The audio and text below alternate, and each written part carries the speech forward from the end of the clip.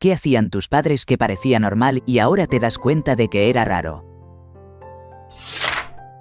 Historia 1. Mi mamá se quedó con el dinero que yo había ganado trabajando para su jefe. Él solía darme largas charlas en un tono casi sermoneador, relatando con todo detalle y de forma muy gráfica las dificultades y abusos que algunos de sus compañeros de escuela habían enfrentado a manos de sacerdotes. Decía que era una manera de advertirme. También me repetía que no podía ser demasiado bonita porque eso atraería a personas con intenciones oscuras. Incluso me enseñó, también con minuciosidad, cómo defenderme en caso de un intento de agresión. Esto sucedió desde que tenía 6 años hasta los 17. Una vez, cuando tenía 12, de alguna manera logró convencerme de quedarme a pasar la noche en su casa. Yo acepté. Mi mamá me rogaba que me fuera con ella y mi hermana. Pero yo no quise porque al día siguiente teníamos que levantarnos temprano y en ese momento me parecía lógico quedarme allí. Como no pudo persuadirme, me ordenó que cerrara con llave la puerta del cuarto de huéspedes y no la abriera hasta que escuchara que ella tocaba. Yo accedí. Ya en la noche, hice lo que me pidió y cerré la puerta. A la mitad de la noche escuché que intentaban abrir la puerta. Se oía el sonido del picaporte moviéndose. Yo había guardado la llave bajo mi almohada, porque en una de esas conversaciones él me había advertido que aunque cerraras la puerta con llave, alguien podría empujarla desde afuera con un pañuelo para sacar la llave que está debajo de la puerta. Después de escuchar ese ruido no pude dormir. Esperé hasta que mi mamá tocó para finalmente abrir la puerta. ¿Acaso estaba siendo víctima de un proceso de manipulación y abusos? ¿Me estaban preparando para algo terrible? Claro que sí. Historia 2. Desde muy pequeño me di cuenta de lo peculiar que era mi familia. Mi mamá enfrentaba problemas de salud mental y, la verdad, mis padres siempre tuvieron un toque de excentricidad. Pero algo que no percibí como extraño hasta ya siendo mayor fue lo mucho que hablábamos del primer bebé de mi mamá, que no llegó a vivir. Él apenas estuvo unas horas con nosotros, así que no fue un interrumpir el embarazo, pero casi. Cada año celebrábamos su cumpleaños, un pastel blanco con betún de vainilla, y nos poníamos a imaginar cuántos años tendría y qué estaría haciendo a esa edad. Lo mencionábamos con frecuencia y nos preguntábamos cómo habría sido su personalidad, como si soñáramos despiertos con un hermano mayor que nunca llegó a existir. Mi mamá relataba la historia de su nacimiento y su partida con la misma naturalidad que cualquier episodio de su vida. Ella creía en fantasmas y estaba convencida de que yo jugaba con el espíritu de ese hermano cuando era niño. En la escuela siempre me costaba responder cuando me preguntaban si yo era el hermano mayor o no. Nunca me dejaron olvidar que yo no fui el primero. Historia 3. Mi mamá solía preguntarme casi todos los días, ¿qué aprendiste hoy en la escuela? Y si alguna vez le respondía, nada, ella insistía, ¿ah, sí? ¿Te la pasaste sentado en tu escritorio mirando la pared durante 7 horas? Crecí pensando que lo importante era realmente aprender en la escuela, y que las calificaciones no importaban tanto siempre y cuando realmente me involucrara con lo que enseñaban. Fue hasta ya siendo adulto que me di cuenta de algo. La mayoría de los padres solo preguntan a sus hijos por las calificaciones, y muchos jóvenes ni siquiera valoran el aprendizaje en sí mismo. Historia 4. En mi cumpleaños número 13, tuve que firmar un contrato o mejor dicho, un acuerdo para prometer que me mantendría virgen hasta el día de mi boda. Además, me dieron un anillo de oro para que lo llevara en el dedo donde se pone la alianza. Mis 3 hermanas mayores habían hecho lo mismo cuando cumplieron 13 años. Cuando eres niño, no entiendes lo perturbador que es todo ese asunto. Pero ahora que soy adulto y tengo 2 hijas, una de ellas de 14 años, nunca permitiría que pasaran por algo así. Historia 5. Soy la mayor de mis hermanos y desde más o menos los 12 años. Mi mamá me asignaba la tarea de dejar la casa impecable después de la escuela. Y eso era solo la última de una larga lista de responsabilidades que ya tenía. La ropa sucia de una casa con 5 personas, los platos, limpiar la caja del gato, el baño. En fin, todo hasta que todo quedara perfectamente arreglado, todo desde que llegaba del colegio. Mi mamá nos crió casi solo con cupones de alimentos y siempre decía que cualquier cosa con algo de valor nutritivo era muy cara. Casi no me permitía comer fruta durante toda mi infancia. Nos mandaba a salir a jugar y nos cerraba la puerta, dejándonos afuera todo el día. Ella y cualquiera que estuviera en su vida por entonces tenían encuentros muy intensos y ruidosos, con nosotros a tan solo un cuarto de distancia, a plena luz del día. A los 7 años yo ya sabía demasiado sobre eso. Las peleas entre mi mamá y cada pareja eran explosivas y se extendían toda la noche. Así que apenas dormíamos y yo tenía que caminar casi 1 kilómetro sola para llegar a la escuela al día siguiente. Cuando tenía 17 años, me dejó sola en la vivienda que nos daba el gobierno y se mudó con su nuevo novio junto con mis hermanos a un lugar donde no era bienvenido. Pasé todo mi último año de secundaria dependiendo de que alguien me llevara a la escuela y tratando de no asustarme viviendo sola en ese departamento que tenía rejas en todas las ventanas. Para dar una idea del contexto, también se negó a pagar los $25 mensuales que costaba mi seguro médico apenas cumplí 18 años. Se negó a llenar cualquier formulario para la universidad que necesitaba. Yo hacía todo sola y ese trámite era lo único que me faltaba para poder estudiar después de secundaria. Además, me cortó el teléfono justo cuando cumplí la mayoría de edad. Cuando tenía 20 y tantos años me quitó $700. Yo había tenido problemas con la ley y le pedí ayuda. Me dijo que vendría, pero que le pagara la gasolina. Cuando le pregunté cuánto, respondió, $700. Se los di porque estaba en un mal momento y necesitaba apoyo. Ella me seguía llamando para decirme en qué lugar se encontraba, pero finalmente nunca apareció. Resultó que se había quedado en casa todo el tiempo con mi dinero.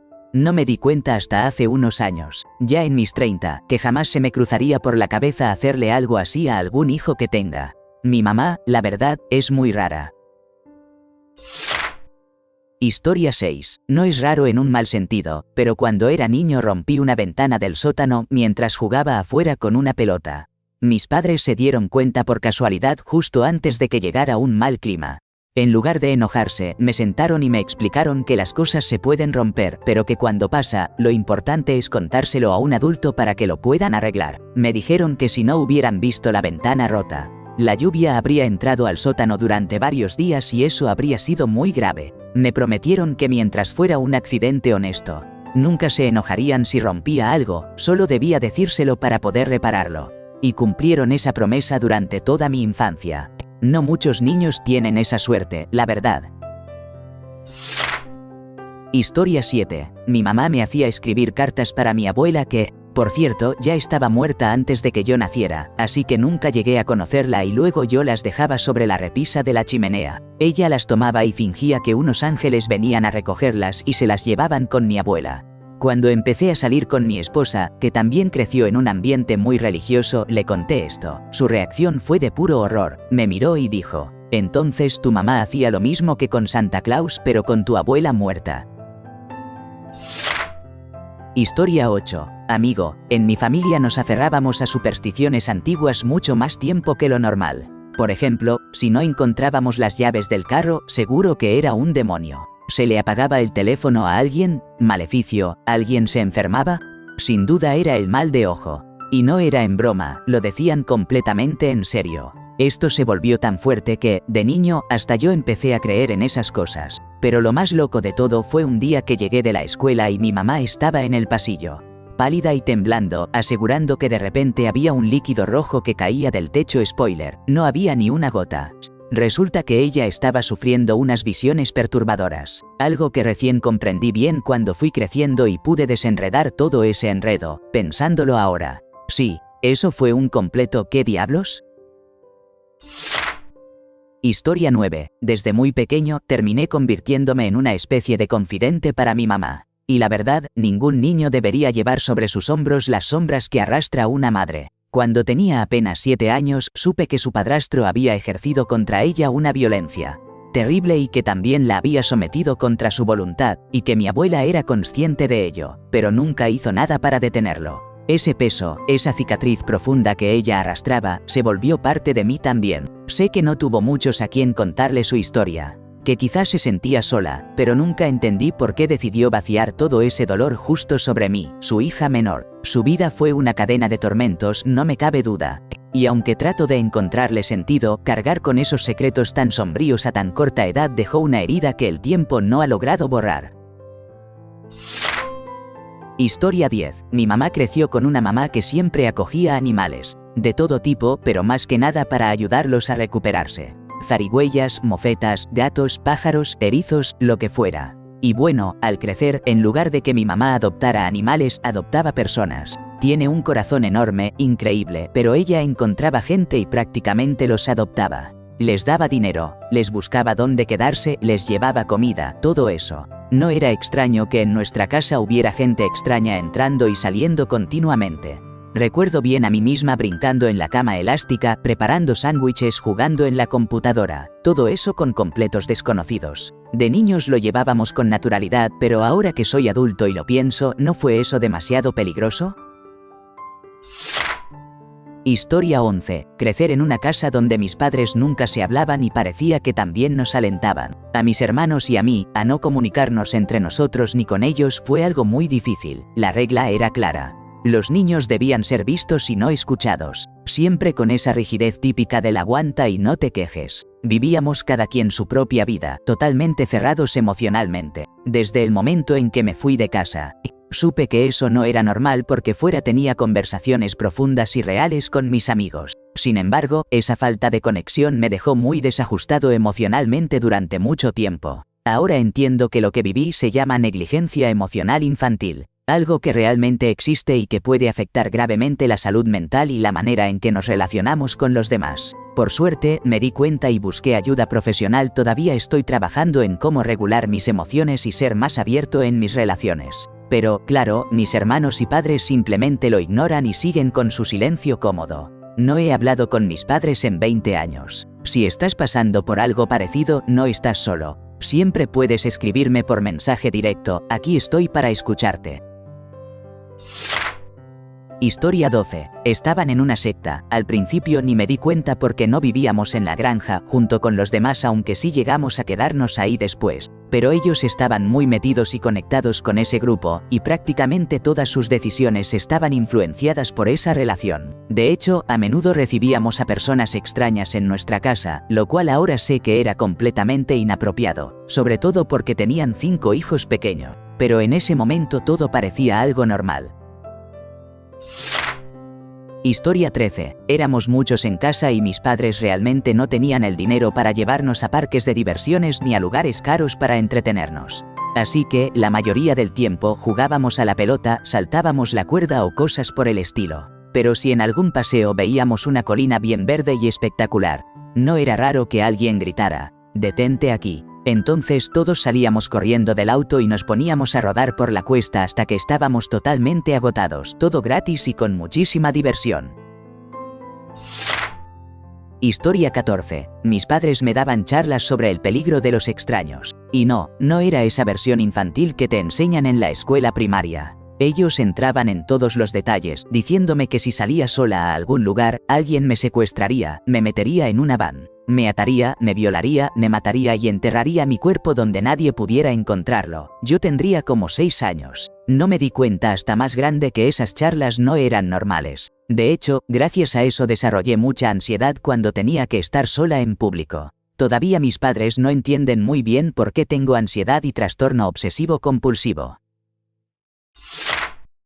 Historia 15. Mi mamá no es nada de esas personas que andan dando abrazos todo el tiempo. Ella tenía una regla bastante particular, un abrazo a la semana, y a veces hasta pasaban 2 semanas sin uno. Si yo intentaba darle un abrazo antes de tiempo, lo que seguía era una especie de pelea donde terminaba tumbado en el suelo y recibiendo un buen golpe en el brazo o la pierna. Solo después de ese castigo me ganaba un abrazo. Así era ella. Se aseguraba de encontrar justo el hueso antes de darme un golpe directo en lo que ella llamaba el lugar especial. Mientras hacía eso se reía, y yo acababa riéndome con ella. Para mí era como un juego. Esos golpes eran su manera de expresar cariño, una especie de sustituto de los abrazos. Pero todo cambió cuando conocí a las mamás de mis amigos, que no paraban de abrazar y estar pegajosas. Yo les contaba esas historias tan afectuosas de mi mamá, y lo único que recibía a cambio era un «¿Estás bien?», con cara de horror. Yo estaba perfectamente cómodo hasta que me hicieron ver que no era algo común.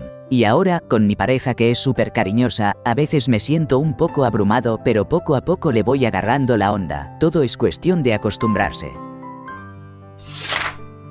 Historia 16. Mi padre era un panadero belga obsesionado con superarse constantemente, que además sufría de una leve narcolepsia y tenía una inclinación bastante peculiar. Mi madre, por otro lado, era una joven francesa de apenas 15 años llamada Chloé, que ejercía la prostitución y tenía los pies palmeados. Mi papá era un mujeriego empedernido, le gustaba beber y solía inventar historias increíbles, como decir que él había creado el signo de interrogación. A veces, lo más extraño era cómo se ponía a culpar a las castañas de ser perezosas. Ese tipo de quejas vagas que solo entienden los genios y lamentan los locos. Mi infancia fue, en apariencia, bastante normal.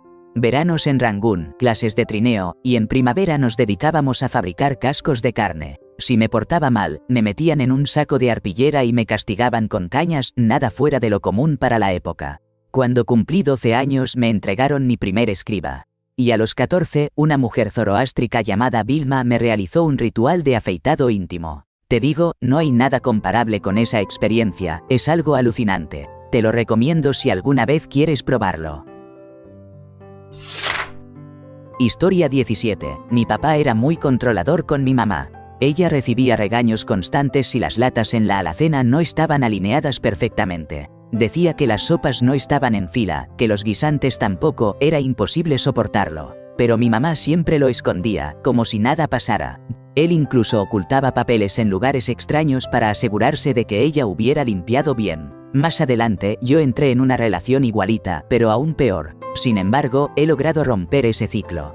Ahora soy mamá soltera y jamás permitiré que un hombre me trate así otra vez.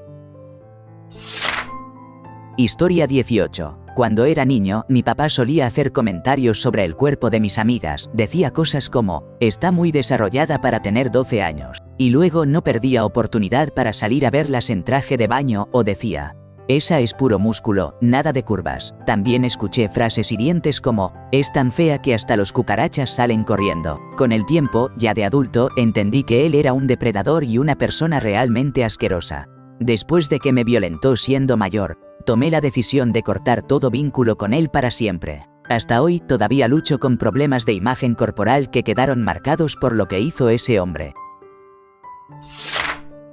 Historia 19. Fui el más pequeño de 4 hermanos. Mi hermana todavía dice que prácticamente me crié solo. Cuando llegaba del jardín de niños, abría una lata de chili y la calentaba en la estufa, subido a un banquito para alcanzar. Tenía apenas 4 o 5 años y caminaba más de medio kilómetro. Solo, hasta la tienda para comprar autos de juguete Matchbox. Si me quedaba en casa porque estaba enfermo, mi mamá simplemente encendía la televisión y se iba al club de bridge. Más de una vez, mis padres se olvidaron de recogerme en la escuela. Literalmente, estaban sentados a la mesa para cenar y se daban cuenta de que yo seguía esperando que vinieran por mí. Una vez, en una obra de teatro del colegio, mientras decía mis líneas, vi cómo mis papás se levantaron y se fueron porque tenían que encontrar a unos amigos para cenar. Y lo peor es que yo pensaba que todo eso era normal. Mi esposa siempre se horroriza con las historias que le cuento de cómo fue crecer así. Historia 20. Crecí en una familia mormona y había algunas cosas que me tocaba explicar a mis amigos, que ahora son como pequeñas joyas dignas de contar. No puedo tomar Dr. Pepper, está prohibido por mi religión. ¿Qué tal una Sprite? No puedo jugar los domingos, mi religión no lo permite. No uso camisetas sin mangas ni trajes de baño de 2 piezas, porque eso es considerado poco modesto. ¿En serio? ¿Por qué sexualizaban mis hombros cuando apenas estaba en kinder? Entrega el 10% de todo lo que gano a la iglesia. ¿Cómo es posible que una organización que tiene cientos de miles de millones de dólares necesite el dinero de una niña que hace babysitting? Toman dinero de gente que no tiene ni para comer en África. Mientras acumulan tanta riqueza que harían sonrojar a una empresa de la lista Fortune 500. ¿Has oído hablar del libro de Mormón? Me hicieron creer que tenía que salvar a mis amigos cristianos. Me preocupaba mucho por ellos, incluso me sentía culpable por no haber convertido a ni uno solo. Hay espíritus malignos por todas partes, pero papá tiene el poder para expulsarlos. Estas fueron las frases que tuve que cargar y repetir, muchas veces sin entender del todo lo que estaba detrás. Historia 21. Muchas cosas, aunque la mayoría sabía que no eran muy normales. Pero déjenme contarles una de las anécdotas más divertidas. Vivíamos en una casa antigua que tenía calefacción con radiadores, y el ambiente se ponía muy seco, tanto que la electricidad estática era una locura. Así que, algunas noches, apagábamos las luces, agarrábamos cubiertos de metal y deslizábamos los calcetines por la alfombra para darnos pequeñas descargas eléctricas. Con la oscuridad total, se podían ver las chispas saltando por todas partes. Era algo tan extraño como divertido a la vez. Historia 22. Cuando tenía 14 años, falleció mi lagarto y yo era un niño con inclinaciones algo oscuras, deseoso de convertirme en patólogo forense, así que quería descubrir qué había provocado su partida. Mi mamá conservó su cuerpo rígido en un recipiente y lo guardó en el congelador. Al mes, ya había hecho mi duelo y estaba listo para realizar una autopsia casera. Con lágrimas en los ojos, seguí todos los pasos que había visto, hice una incisión en forma de corabeñao y logré determinar la causa de su muerte. Entonces, mi papá me propuso cremarlo. Con su bebida favorita en mano, un vaso de Jameson puro. Algo animado, envolvió a mi pobre lagarto marcado por la muerte en papel aluminio y lo colocó sobre la parrilla. Pasaron horas y el olor a quemado impregnó todo el patio y la calle. El cuerpo nunca se volvió cenizas, pues la parrilla no alcanzaba suficiente calor, así que terminé enterrándolo como un bulto ennegrecido y pegajoso. Mis papás siempre apoyaron mis intereses, pero ahora que lo recuerdo, creo que eso fue llevar las cosas un poco demasiado lejos. Historia 23. Mi mamá era una controladora obsesiva que no soportaba ni la más mínima molestia. Si le pedía permiso para ir a casa de un amigo, me sometía a toda una especie de interrogatorio. ¿Qué íbamos a hacer? ¿Por qué no podía quedarme en casa? Y un montón de preguntas más. Obviamente, ellos no venían a nuestro hogar porque mi mamá era acumuladora y la casa estaba llena de cosas por todos lados y olor a orina de gato. Al final, me soltaba la típica frase de ¿por qué tienes que salir todo el tiempo?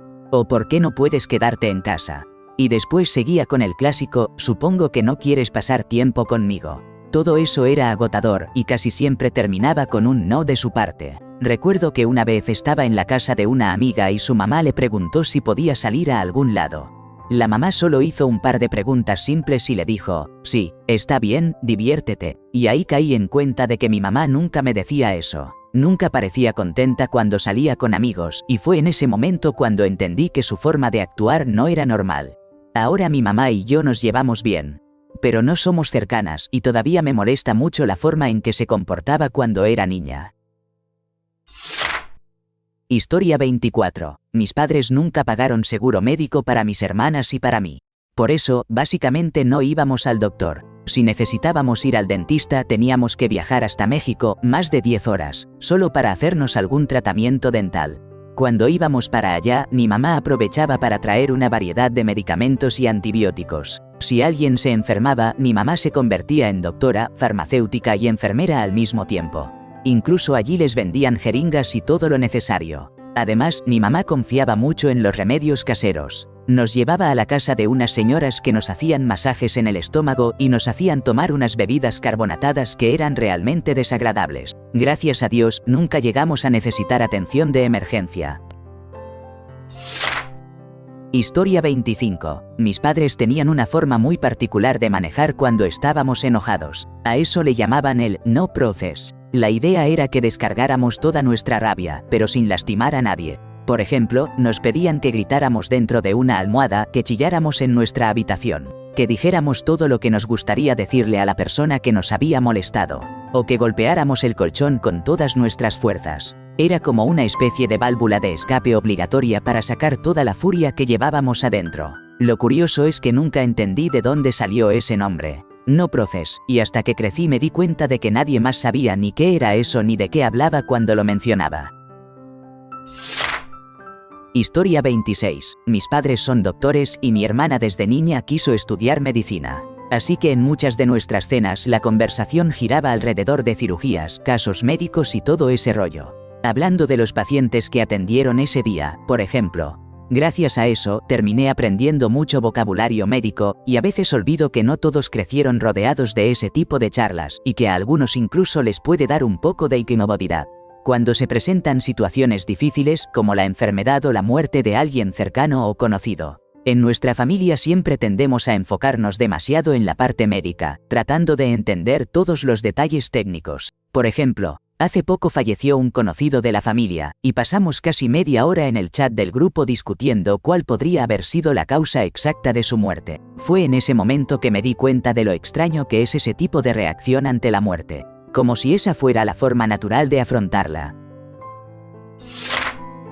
Historia 27. La verdad creo que todo fue por la parentificación. Mi mamá no manejaba mucho y era decisión suya, así que yo tenía que encargarme de cualquier cosa. que implicara salir a la autopista o cruzar un puente, hacer las compras, planear las comidas, cocinar varias noches a la semana y dejar la casa limpia y ordenada desde que tenía 16 años. Mis hermanos no compartían esas responsabilidades, ni siquiera el que estaba más cerca de mi edad, que es apenas un año menor. No fue hasta que entré a la universidad que me di cuenta de que en realidad yo había sido como un tercer padre, y la verdad eso apestaba. Cuando tuve a mi propio hijo, durante los primeros 8 o 9 años de ser papá, no podía evitar sentir que estaba repitiendo lo mismo que hacía por mis hermanos. Me costaba muchísimo no llamarlo con los nombres de ellos, fue una experiencia realmente loca.